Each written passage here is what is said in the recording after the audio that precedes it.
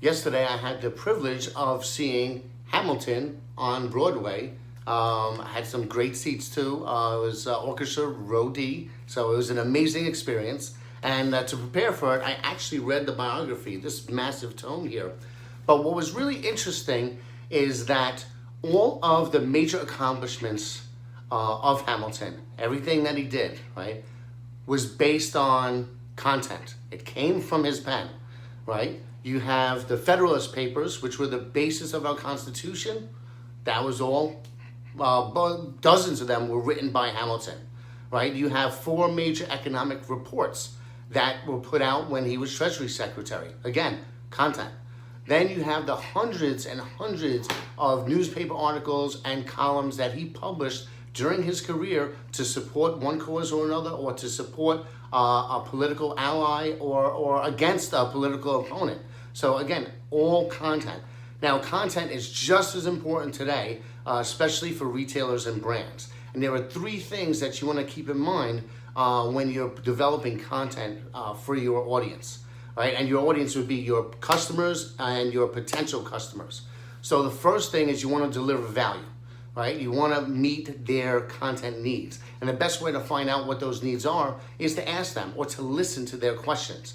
Any question that one of your consumers would ask you about your brand or your products is a source of content. So for example, somebody, a vegan, may ask you for the best foods for a plant-based diet. That answer is a piece of content. Or someone with a particular skin condition or diabetes may ask you what are the best kind of skincare products that they could use.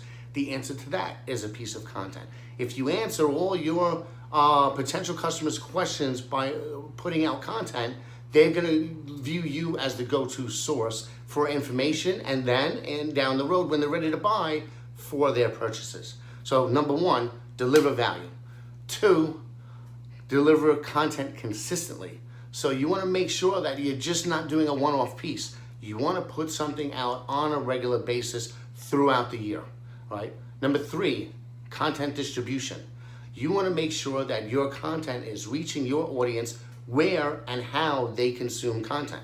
So that might be your website, it might be a blog, it might be a podcast, it might be a video. Like we're starting to do a lot of videos because a lot of our customers and potential customers, that's how they're consuming content. Podcasts are also really popular among our audience. So you want to find out how your consumers are consuming their content, and that's where you want to make sure that your content is delivered. So 1, deliver value. 2, deliver it regularly. And then 3, make sure you're delivering it how and when your customers are consuming that content.